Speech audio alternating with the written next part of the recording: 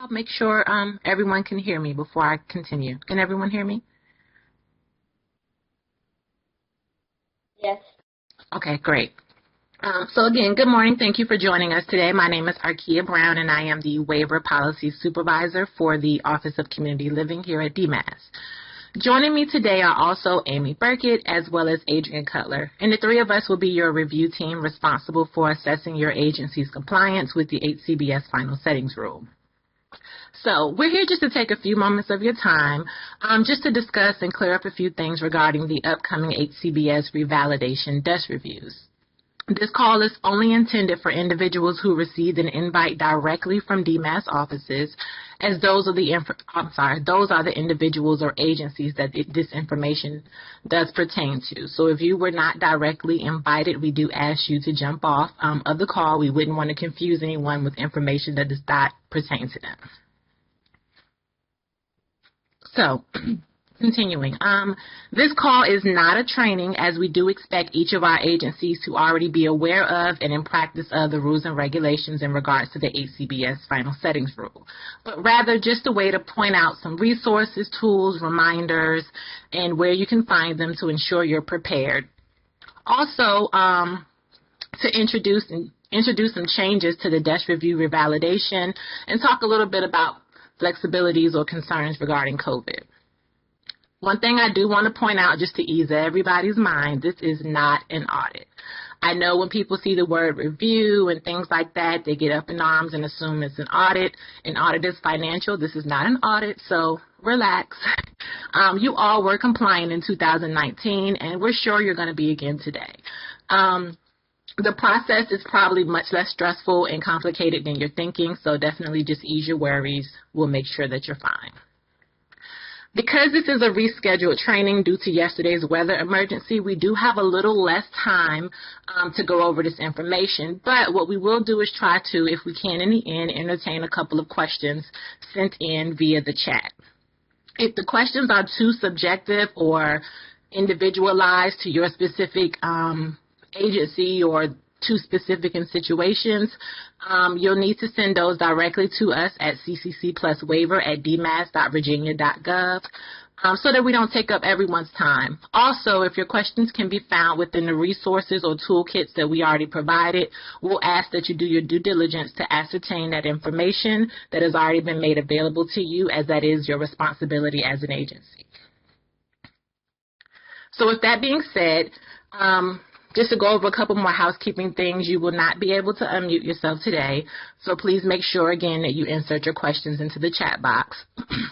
If we do not get to your questions today, it is either because it falls in one of the categories mentioned above, or we simply did not have the time. Once this discussion is over, however, we will keep track and log of all the questions we received, and if there's anything that we missed, we'll try to go through those, and if there's anything that requires a response that will be beneficial to all providers, we'll try to send that out in our next correspondence. So now, with that being said, I'm going to pass things along to Adrian Cutler, who's going to begin to speak about overall compliance. After her, I'll pick back up to speak about desk review specifically, and then Amy will follow up to discuss a few more things in regards to tools and resources. Thank you all for your time.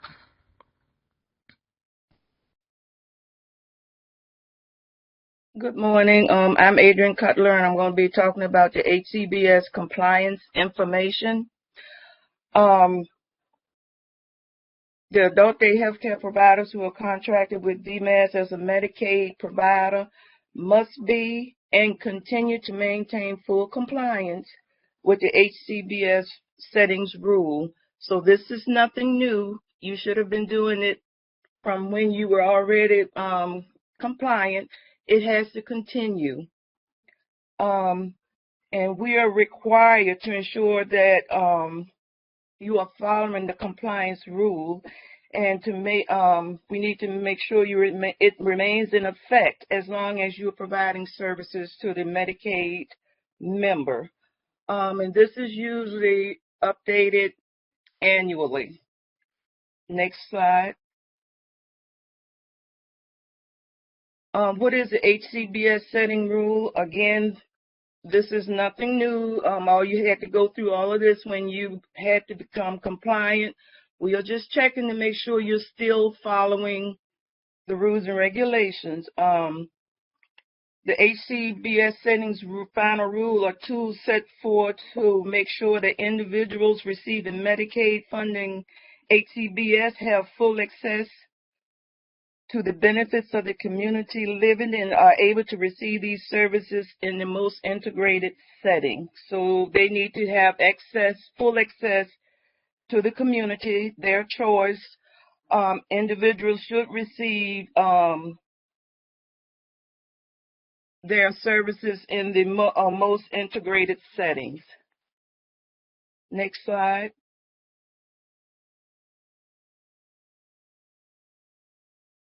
Requirements of the settings. The HCBS settings final rule outlines federal requirements for what a community-based experience must entail. And listed below are the basic expectations. And I think all of the providers should have gotten a copy of this that was sent out if you were contacted. But the members must be integrated and support full access to the greater community. They must have their individual rights, privacy, dignity, and respect, and freedom from coercion and restraint. They should have choices of the activities they participate in, the foods, physical environment, who they interact with, and to whom they sit with. So if they decide they don't want to be in a big group, they have that choice to go where they want to go if it's a quiet room.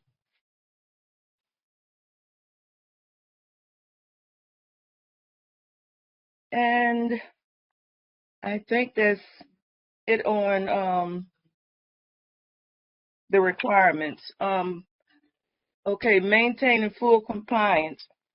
In 2018, all adult day healthcare providers were deemed compliant with the HCBS settings final rule during the initial review process.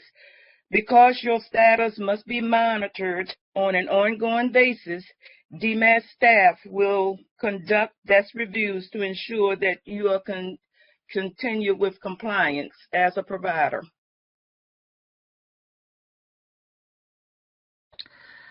All right. So now we're going to talk a little bit about the desk review process.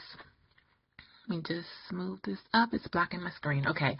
So DMAS is going to be conducting a comprehensive desk review in order to validate the continued compliance of providers. This review is just to ensure, as Adrian was saying, that the practices you're setting previously put in place are still going on. So you can expect some of the following documentation or information to be requested from whoever is reviewing you, or overall, I'll say. We want to see, the participant rights. We want to see if there's any staff and volunteer training topics, what your staff orientation policies, trainings are, plan of care development and participation, how that kind of goes, activity calendars and lunch and snack menus, the normal community partnership organizations, any documentation that may be further requested just to provide evidence to how your setting or your agency is meeting these requirements. And then also COVID documentation. So what I mean by COVID documentation is obviously we've all been going through a pandemic that seems to never want to end. And so we know, some of you guys had to possibly close during the height of that. And as well as there may have been some options that you were unable to make available to individuals due to COVID. So if that ever took place, we just want to see, if you have any documentation, if you have notices that you sent out to families and members expressing, hey, we're not doing this because of COVID or anything like that, we want to just see that documentation. I'm sure you guys have kept copies of those things, so you just submit that. And everything else would be just as normal. Like we said, the last validation was in 2018. So there is about a little bit over a year's worth of time where, COVID was not affecting things that you had going on. So you can, provide any information, if COVID's no longer affecting what you're doing right now and everything is back to normal, you'd provide, whatever you have as supporting documentation for the questions. And I'll get to those questions in a moment in the next portion, so you'll see what I'm talking about. But We did receive a few questions, so I wanted to make sure that that was pointed out in regards to how we'll be considering how COVID affected you all from being able to provide certain choices and things like that. We still want to know that there was a choice, because even if you're unable to go out to the community, you still can provide choices. But if COVID did cause any effect on anything that you did, or if you were closed, you just want to make sure you'd include that documentation as well, and it'll be fine. Okay, to this next slide. So I'm going to go over the review process a little. And again, this is in the email that you received from us initially, so it's the exact same information you went over. The first email you got from us was the informational email. We just included this document just to keep you prepared. The next thing you're going to get from us is an email with a link, and I'm actually going to show you guys next what that link will lead to. So the way we're doing it now, of course, because COVID affected us as well, being able to actually come on site, you guys are going to receive an email link from us that's going to tell you, hey, when you receive it, hey, you have 2 weeks to submit this information to answer these questions. If you answer yes or no, depending on what you answer to each question, it's going to ask you, hey, submit certain documentation in regards to that particular area. So you'll get that email soon, and that'll tell you, hey, you have this amount of time to this date to submit this information. At that point, the reviewers are going to look over that information, see if there's any questions that we have. You may get contacted back from the reviewer with any questions if we need anything additional, if something didn't scan in right, or, you know, any issues like that, we'll then reach out to you. At that point, if everything's copacetic and when everything, you know, we have everything we need, the reviewer will then share any basic findings with you.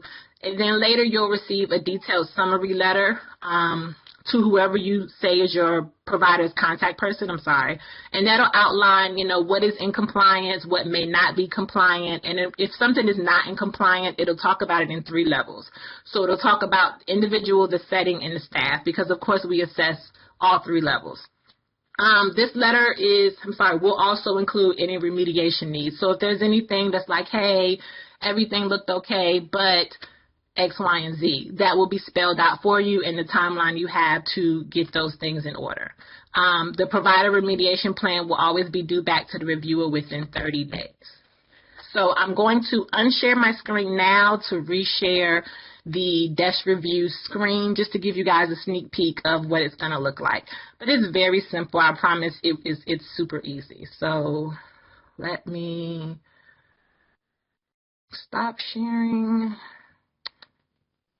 And 1 second.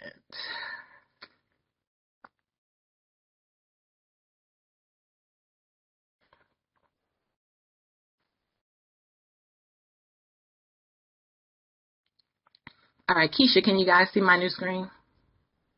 Yes. Yes. Okay, great. Thank you, guys.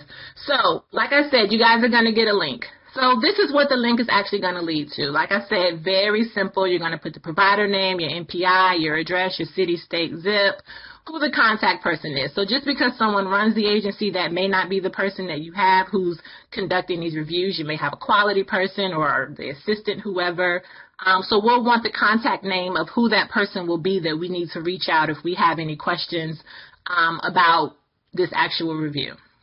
The next area is going to talk about the actual service settings. So this area, for the most part, if nothing has changed in regards to where you're located, you may be putting no for most of these answers. If you put no, then you don't have to do anything forward. You know, last time you guys validated your compliance, we asked for things like maps and things like that just to see, you know, where the building was. Is the building somewhere privately operated? Is it in a hospital? Is it such and such? So if those things haven't changed, we don't need to see another map or see another picture of your building when nothing has changed. So that's what these first 3 questions, that's the great thing about these first questions, is you do not have to provide any of that anymore if it has not changed. Now, please be honest about this because we may check. You probably will be checked, and you don't want to make sure that, you know, there was any untruth. So if nothing has changed, you'll just hit no. Now, let's say something has changed. You've moved because of COVID. You had to get a new location or whatever. If you do hit yes, there has been a change, new boxes will populate that will then ask you to provide a description of how you now meet it, as well as upload whatever documents. So if nothing has changed, you'll probably be saying no to all three of these, but make sure you read over them completely. In the next section, we'll be talking more so about your rights, your choices, your options, etc. With every single question, whatever it asks you, it'll ask you a question. You'll say yes or no, and then it'll ask for a description of how your setting is meeting this. So you'll just provide, a couple sentences on how you guys are meeting it. If there's, like I said, anything in reference to COVID that applies, feel free to put that in the dialog box as well. Then there'll be an upload file box. This is where you're going to upload any images, documents, policies, letters, calendars, whatever that supports whatever you're talking about in that particular question there. And that's honestly how everything goes. The next question, does the HCBS setting have partnerships with community organizations and volunteers? We know that, you guys it may have been altered a little bit because of COVID. Again, if you put no, it's no. If you do yes, it'll populate asking you to upload information as well as provide how you meet this requirement. Now, keep in mind, if you say no, these things are things you are required to do. So we may then follow up and ascertain why the answer is no. So honestly, like I said, you all, it's pretty simple. It's pretty straight to the point. Just make sure the biggest thing for you is looking at the areas and making sure that you guys collect the documentation for whatever you've been doing. Get your calendars together, whatever policies you have in reference to training, whatever policies and documents you have in reference to freedom of coercion and restraint, whatever you do in reference to those, that's what I would tell you guys to prepare for now. If you look back at that toolkit, I'm going to stop sharing this. If you look back at the toolkit, and Amy's actually going to go over some of those resources with you right now, it'll tell you everything that you need. And that's why we wanted to make sure we provided it for you all, because we know it's been a few years since you've done it. You may have had some staff changes. Things are just getting back normal. You may say, hey, what's this? What's going on? Like Adrian said, nothing is different. So that's why we wanted to make sure we did this discussion as well as provided this information to you all. And let me see. With that, like I said, if you go over the toolkits and the resources that Amy is about to speak with you about, you'll know exactly what you need for every particular area. And if you have copies of your last validation, that may help you as well to see the type of things that you submitted then. All right, Amy. Thank you, Arkia. That was very helpful. Good morning, everyone. The toolkit is something that you should already be familiar with. It's been on our DMAS website on the waivers page for quite some time. We haven't done a lot of changes or updates with it. So when you go there, a lot of it may already be familiar with you. There are forms that you want to make sure that your staff is utilizing. And there's just other guidance documents that will also be very helpful in order to assist you with coming into compliance with these HCBS settings. And we really encourage you to look in detail, take your time with that toolkit, because you may see that you need to make some updates or modifications or additions or changes to what you're currently doing, or to develop strategies to ensure that individual rights are supported. Next slide, please.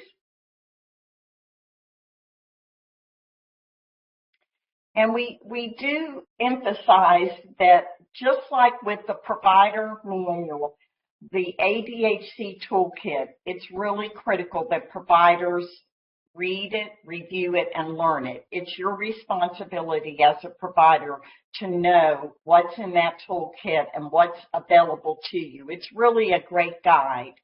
And certainly the CCC Plus Waiver Provider Manual is also very helpful to ADHC providers. And so we encourage you to keep up with that as well. This is the direct link that will take you to that ADHC toolkit on our DMAS website. So there you have it right there. Next slide. So we want to thank you for your commitment, especially during the past 2 years where it's been really challenging. We understand some of you have continued to reach out to your members even though you were closed, and we heard that some of you provided meals and other support services, and hats off to you for doing that because our members really appreciated it, and we heard this from members. That's how come we know about it, because our members shared that information with us. And we know that a lot of you have reopened and are trying to get back in the groove. And so we hope that you find the toolkit and the information that we're sharing today, as well as our provider manual, helpful for you. And we want you to make sure you take the time to access the toolkit. And if you run into any problems or so forth, you always can reach out to us. Adrian and I both respond to the CCC Plus waiver box. We have a few other coworkers that respond as well, and we'll be glad to help you with any questions that you may have if you don't find that information in the toolkit. Thank you today for your participation.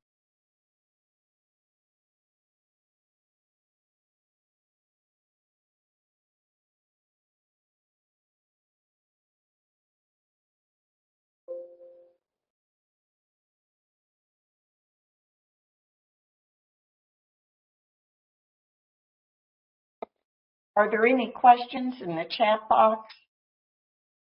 Oh, I'm sorry. I was talking and I was still muted. I was having a whole sentence. My apologies, technology. So, no, I don't see any questions. The only question I see so far is about the copy of the presentation. So just to point it out, and I see the person said that they do have it. This presentation was actually sent out about 2 weeks ago when we sent the initial email. So you guys already actually have all of this information. And that's the point, that we wanted to send it. We know it's been a couple years. We want to just make sure that everyone remembers what their resources are. Again, if you guys have any questions particularly, you can please email those to us at cccpluswaiver about to give you the wrong address, cccpluswaiver at dmas.virginia.gov. I do not have a time because we had to push this call back and trying to schedule a call at the appropriate time. It'll more than likely be later next week. From that point, it'll give you your date in regards to when everything is due back. But I don't have an exact date right now. We're going to look over any additional questions that we have, see if there's anything that, any kinks, any issues that we need to iron out prior to, and then you all will receive your email. One thing I also want to point out, we have got a couple emails from people saying, trying to correct their emails. It is your responsibility to make sure that DMAS has the correct email. So the first thing I want you guys to do is if the emails have been going to the wrong person, make sure you update your email with DMAS. I can and we can't update it right now for this particular situation, but if anything happens in the future where your email is pulled for any other reason, it's going to go back to directly to whatever email we had. So just make sure that, as people leave, as things change, if someone else is going to be a contact person for certain things, that you all, make sure you update your information. The time frame will probably be about 2 weeks. Arkia, in regard to that provider update, they can go to the Medicaid web portal and update under provider enrollment. However, everyone needs to know that that's currently under construction because yes, you're right. From MMIS to MES. So it won't be available to providers until April 4th. But if you need to update your email, you can do it on April 4th directly on the web portal. Thank you, Amy. I forgot about that. So many changes. Okay, so that's all we have. Again, if you have any questions about the toolkits, the links, all of that is in the email that you guys already received about 2 weeks ago. Look over the toolkit. I promise you it'll give you everything that you possibly need. Take this next week or so to just kind of pull together those documents, letters, anything you guys did. For flexibilities in regards to COVID, like Amy said, if you had to alter some things and you did certain things certain ways, include it. We want to know all the good work that you all did, but more than anything, we just, want to make sure that people understand that this is not an audit, that it'll be, as you saw, something pretty easy and copacetic, very forward. And if you have any questions, we're always here. Once we look over the information that you provide, we'll definitely reach out to you anyway if we have any questions. So, we'll definitely work with you all. We know that this is, just like for us, it's something that's taken us time to kind of figure out how to maneuver during COVID. So we expect the same for you. So we're definitely taking that into consideration. So if there's nothing else, I am going to end our call for today, and I just want to thank you all so much for joining us. And again, if you have any questions, our email box address is in the chat, and thank you all so much. Have a great weekend.